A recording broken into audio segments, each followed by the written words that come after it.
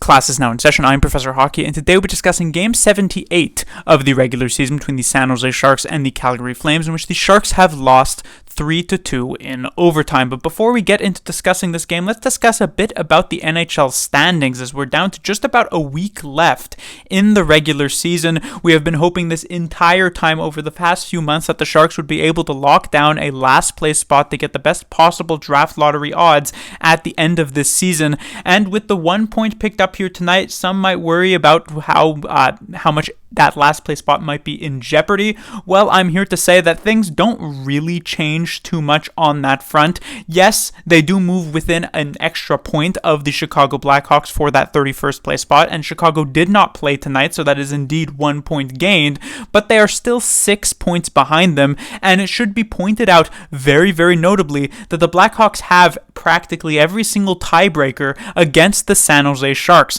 They have 4 more regulation wins, 5 more regulation and overtime wins, more wins in general, as well as the head-to-head matchup against the San Jose Sharks, which means if by the end of this year, by some miracle, the Sharks are actually able to win at least 3 of their remaining 4 games on the schedule and tie the Blackhawks in the standings, Chicago will still be above San Jose for that 31st spot, which means that the Sharks either need to win all 4 of their remaining games or 3 wins with an overtime loss, and all of that assuming the Chicago Blackhawks were to lose the remainder of their games on their schedule. The moment the Blackhawks get even a single win, if that were to happen, the Sharks lock down last place and accomplish their ultimate goal of those best possible draft lottery odds. So this overtime loss isn't necessarily amazing for San Jose, but it doesn't throw all too much of a wrench in the plan.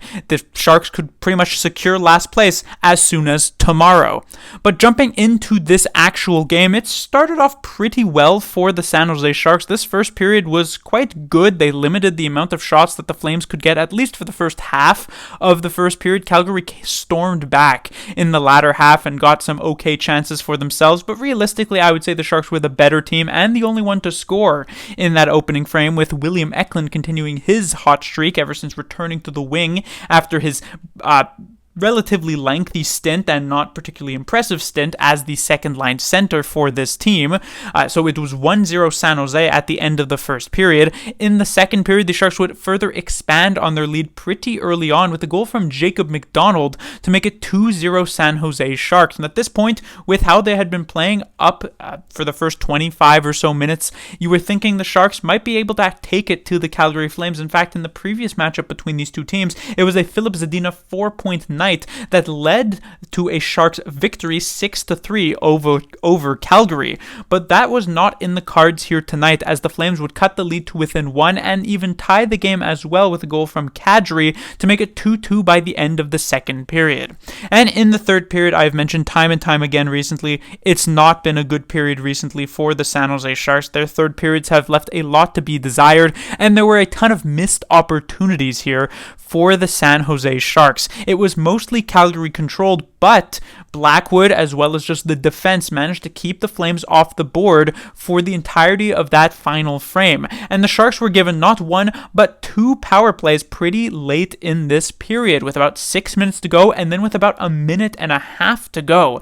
And besides having a ton of offensive zone time on these power plays, it didn't even really amount to any shots on net, and certainly not to any actual scoring chances. And so these opportunities were completely squandered, and we would then head to the overtime, where the Sharks would start with about 30 seconds of power play time that would still amount to nothing, before we then have some 4-on-4 time, and then Calgary would end up with a power play, and they would show exactly what the San Jose Sharks were missing from their 2 previous power plays. As I mentioned, there were tons of zone time, but never any actual shots on net, and sometimes when it comes to the power play, it doesn't need to be that perfect drawn-up tic-tac-toe play that is a 100% chance to go in. Sometimes you just need to put the puck on the net, even if it's a low percentage shot, because it could create some sort of a scramble in front of the goaltender. You never know what could end up happening, and a bounce could just go your way and end the game. And that's exactly what happened here for the Calgary Flames. A simple shot on net, not particularly dangerous, a relatively easy stop/block for the San Jose Sharks, but it creates a bit of a distraction in front, a bit of a scramble. Players are swiping their stick at the puck, and eventually Kuzmenko is able to put it in, and that ends the game for Calgary. So the Sharks, they had chances here tonight, even if in the last couple of periods they did not play their best, but they missed those opportunities, and as such they are leaving tonight as losers. Moving on to the players to talk about, we have the top line of Zetterlund, Granlund, and Eklund kept together even with the return of Klim Kostin to the lineup, and it seemed as though it was the correct decision, at least early on, as this line was getting some good opportunities. And of course, this William Eklund goal was set up spectacularly by these three players. A nice neutral zone pass from Eklund to Granlund, who then is able to feed Zetterlund, who has a perfect pass to William Eklund, who then puts a great finish onto this one. Nice little forehand backhand move onto the Flames goaltender Dustin Wolf to make it 1-0 San Jose Sharks early on. Generally, as the game wore on, they did become slightly less good, but I'd still say they got some decent chances. Eklund showed off some really strong confidence and some good speed here tonight. Granlund I also thought was quite good. Zetterlund was perhaps the weakest link of this top line, outside of that really nice play that he had made on the Eklund goal, as well as a couple of other nice, decent plays in the first period. It felt as though the last couple of periods of this game he wasn't particularly effective. When it comes to the second line, we have Kostin coming back into the lineup, so he jumps onto the second in place of Justin Bailey, joining Luke Kunin and Colin Graf. Colin Graf, he has played now a couple of games for the San Jose Sharks. I have talked about how his defensive positioning has actually been surprisingly quite sound. However, here tonight, I felt as though this was the first game where I was not very impressed with his defensive game, and I feel as though it's a situation where Graf definitely knows what he needs to do, but when it comes to maybe more unique types of situations in the defensive zone, he's struggling to be able to adapt in those types of plays, which it's hard to put too much blame on him for that. When you are a player on a new team, and in particular when you're in a new league entirely, you can have a tendency to fall back on your fundamentals as a hockey player, which is honestly a very smart thing to do. You have been taught for years and years and years what to do in these very basic types of drawn up practice situations,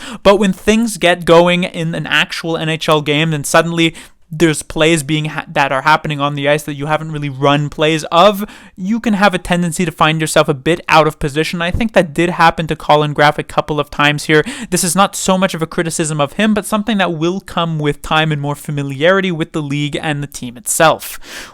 However, having said that, from an offensive perspective, while Graf wasn't consistently all that great, he has been doing exactly what he has been doing over these past couple of games, which is getting those maybe few and far between but really strong chances, primarily off of some great first passes. There were 3 times here tonight, one to Luke Kunin, one to Klim Kostin, and perhaps most notably the pass to Justin Bailey right at the end of the second period, and each of these came very, very close to actually going in. Bailey was completely robbed by the Flames goaltender. Would have been an opportunity to take the lead back for the San Jose Sharks and give Colin Graf a very nice and his first primary assist of his career, but unfortunately it would not come to be. So defensively, Graf had some issues, but offensively there are still those shining moments for him.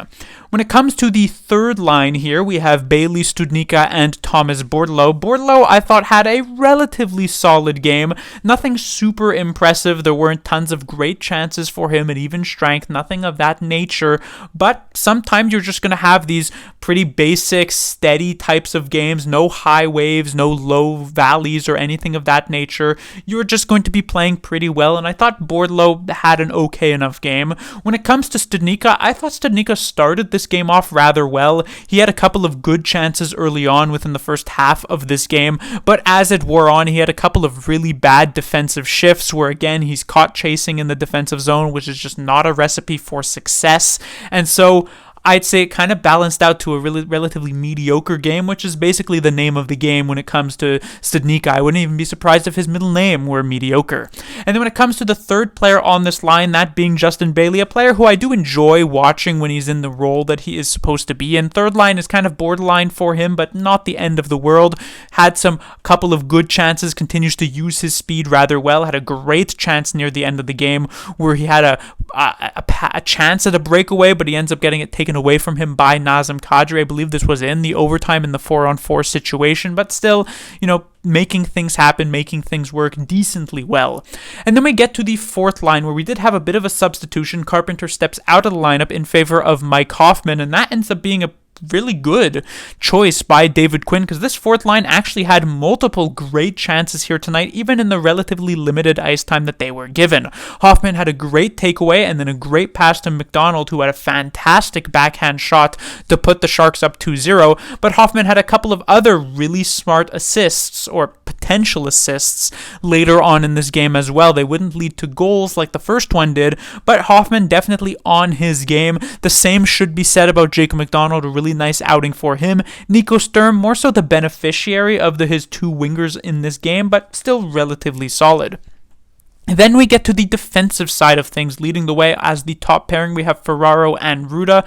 I did think Ferraro had a pretty good game. Nothing outstanding, nothing where you're really singing the praises of Ferraro, but I thought he looked relatively solid. Jan Ruda, though, a couple of steps behind. The same issues that we have seen Ruda plague him the entirety of this season for good portions of the year, which is that at times he's just a bit too aggressive. He's pinching down a bit too much. He's overcommitting in the defensive zone, which is a bit odd to think about because Ruda, a Stanley Cup winning defenseman, known to be more of a stay-at-home guy, you wouldn't think he'd have these aggressive tendencies in him, especially on a team that is losing so much. But perhaps he feels the need to really overcompensate in those types of situations, but it gets him into trouble a decent amount of time, so that's not all that great. When it comes to the second defensive pairing, we have Thrun and Burrows. Thrun coming off of a really nice game in the previous one. Here tonight, though, kind of fell off a cliff a bit, I would say.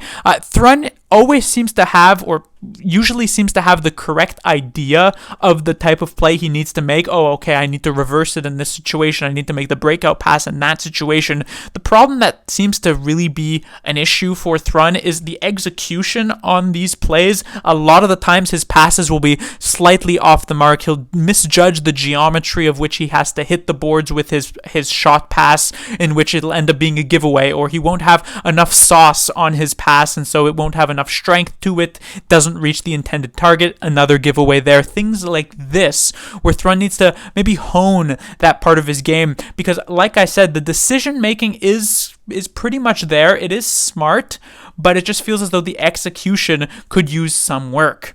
And then when it comes to the final defensive pairing, good news, Calen Addison actually manages to finish the game here tonight after getting kicked out in the two previous games. It was a question mark of whether he may ever even finish another game this season. It does indeed happen. Addison didn't get a ton of minutes here tonight, which is not that much of a surprise. I don't think he was terrible, kind of like Mario Ferraro in this situation, where I thought he had some okay plays. Some issues were being hemmed in the defensive zone, which was just a general problem for San Jose in the latter two periods here, but not the end of the world. And the same would go for Marc-Edouard Vlasic. Definitely not one of his worst games of the season, which is, I guess, pretty good for him.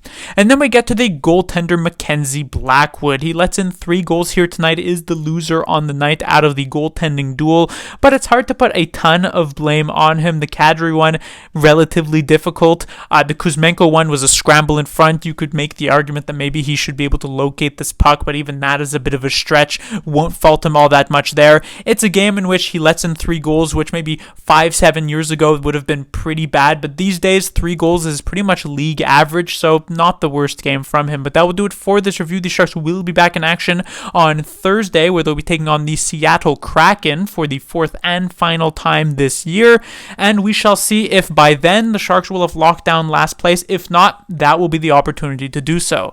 Class dismissed.